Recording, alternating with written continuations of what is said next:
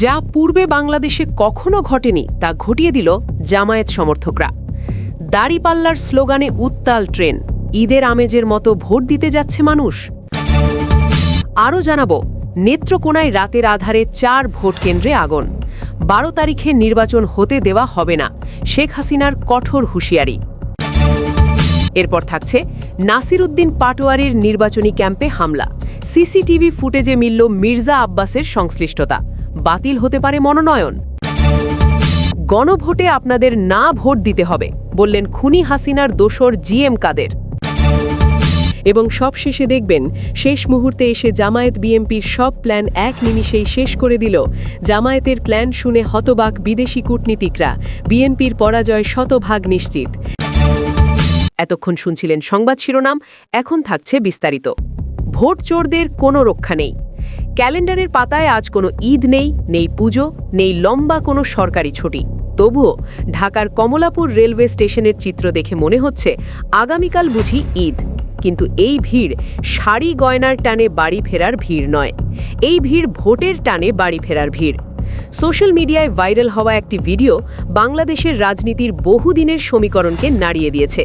ট্রেনের ছাদ থেকে ভেসে আসছে একটাই স্লোগান, দাড়িপাল্লা, দাড়িপাল্লা। অথচ আশ্চর্যের বিষয়, কোথাও কোনো দাড়িওয়ালা নেতা নেই, নেই মাইক, নেই বিরিয়ানি, নেই টাকার প্যাকেট। তবুও মানুষ নিজের পকেট থেকে 500 থেকে 1000 টাকা খরচ করে জীবনের ঝুঁকি নিয়ে ট্রেনের ছাদে চড়ে গ্রামে ফিরছে শুধু একটি ভোট দেওয়ার জন্য। বিশ্লেষকদের মতে, জামায়াতে ইসলামী এখন আর কেবল একটি ক্যাডার নির্ভর দল নয়, তারা রূপ নিয়েছে একটি মাস পিপলস পার্টিতে, একটি গণমানুষের দলে। রাজনীতিতে সাধারণত 2 ধরনের ভিড় দেখা যায়। একটি হলো রেন্টেড ক্রাউড, টাকা দিয়ে গাড়ি ভাড়া করে আনা জনতা। আরেকটি হলো অর্গ্যানিক ক্রাউড, যারা নিজের তাগিদে নিজের টাকায় আসে। কমলাপুরের এই দৃশ্য স্পষ্টতই দ্বিতীয়টির দিকেই ইঙ্গিত করে।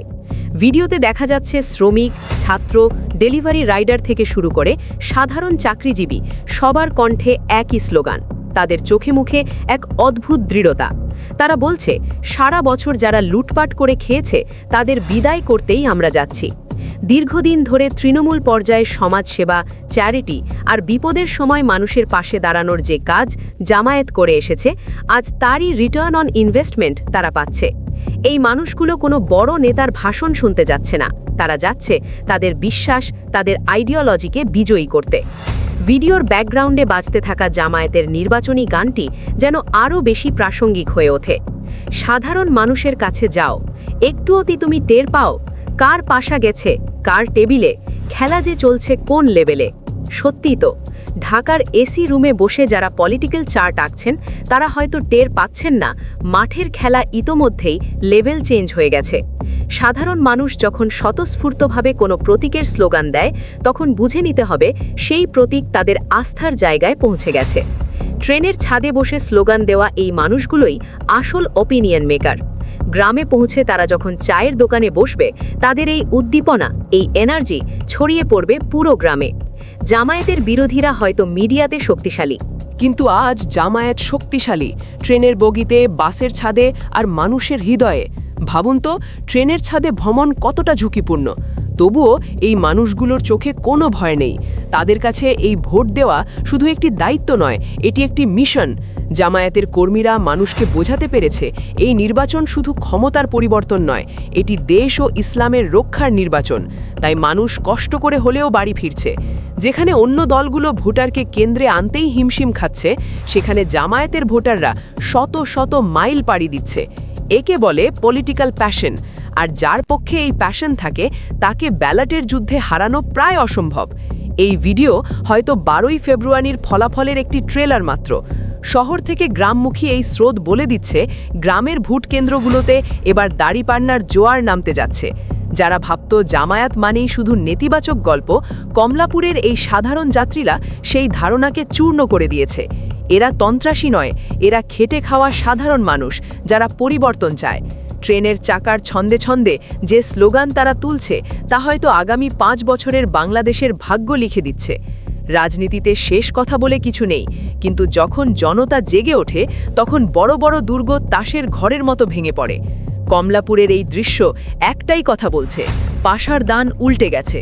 যারা সাধারণ মানুষের পালস বুঝতে পারেনি তারা আজ জনবিচ্ছিন্ন, আর যারা মানুষের দ্বারে দ্বারে গেছে মানুষ আজ তাদের জন্য ট্রেনের ছাদে। আগামী নির্বাচনের সমীকরণ দ্রুত বদলে যাচ্ছে। এতদিন ফেসবুক, চায়ের কাপ কিংবা দলীয় প্রচারণায় যে চিত্র দেখা যাচ্ছিল, মাঠের বাস্তবতা নাকি তার সম্পূর্ণ উল্টো। ঢাকার ভিআইপি আসনগুলোতে এমন এক রাজনৈতিক অঘটন ঘটতে যাচ্ছে যা বাংলাদেশের রাজনীতির ইতিহাসে নজিরবিহীন হতে পারে। সবচেয়ে বড় প্রশ্ন, তারেক রহমান কি সত্যিই নিরাপদ, নাকি নিজের ঘরের মাঠেই বড় ধরনের হোঁচট খেতে যাচ্ছেন?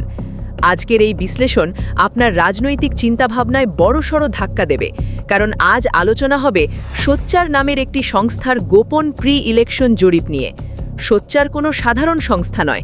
এর আগে দেশের 5টি বড় বিশ্ববিদ্যালয় নির্বাচনে তাদের জরিপ ফলাফল প্রায় হুবহু মিলে গেছে।